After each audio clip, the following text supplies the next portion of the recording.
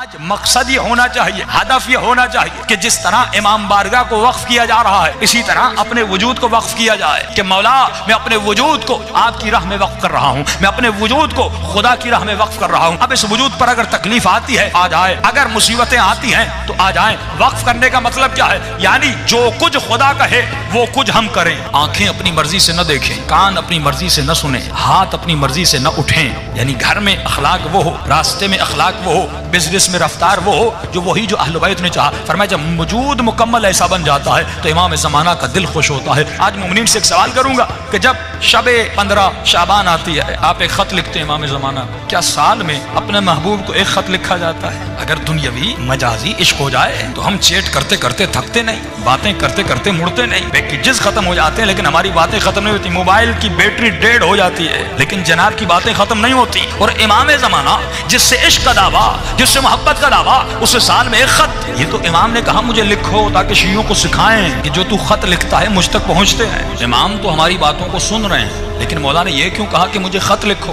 اس کا مطلب مولا اپنے چاہنے والوں کو ٹرینڈ کروانا چاہ رہے تھے، کیونکہ خط لکھنے سے پہلے زمانے میں جب مولا نے کہا تھا وہاں پر صرف خط کا ذریعہ تھا، ای میل تو نہیں تھا، فون تو نہیں تھی۔ اس وقت تنہا ذریعہ ارتباط جو انسان آپ سے دور ہوتا ہے آپ اسے خط لکھتے ہیں، اس کی ایڈریس پر خط بھیجتے ہیں۔ تو مولا نے کہا مجھے خط لکھو تاکہ پہلی بات تو تجھے یقین ہو جائے تیرا کوئی مولا ہے جو تمہارے خطوط کو پڑھتا ہے، جو تمہارے خط کو دیکھتا ہے، تاکہ یقین ہو فزیکلی ایک ارتباط ہو تمہارا امام زمانہ کے ساتھ۔ کیونکہ آپ کبھی ایسے انسان کو خط نہیں لکھتے جس کا وجود ہی نہ ہو، جو مر چکا ہو اس کو کبھی خط نہیں لکھا جاتا۔ خط اسے لکھا جاتا ہے جو زندہ ہو، خط اسے لکھا جاتا ہے جو آپ کا خط پڑھے۔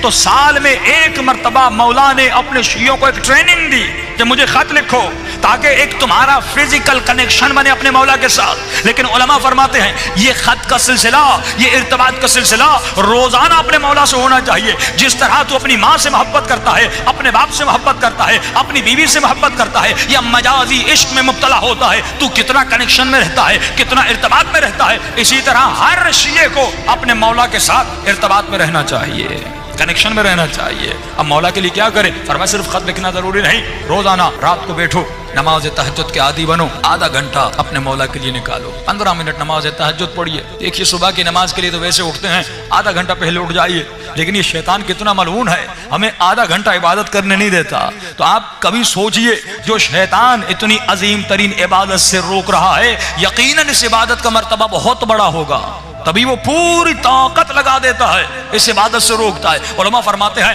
کہ اگر یہ قرآن کی آیتیں یا رات کو دعا کر کے سو جاؤ یا کوئی الارم رکھ کے سو جاؤ پھر آپ کو محسوس ہوگا یہ ملعون مجھے کتنا روکتا ہے۔ فرمایا صرف 40 دن نماز شب پڑھو اور صرف 40 دن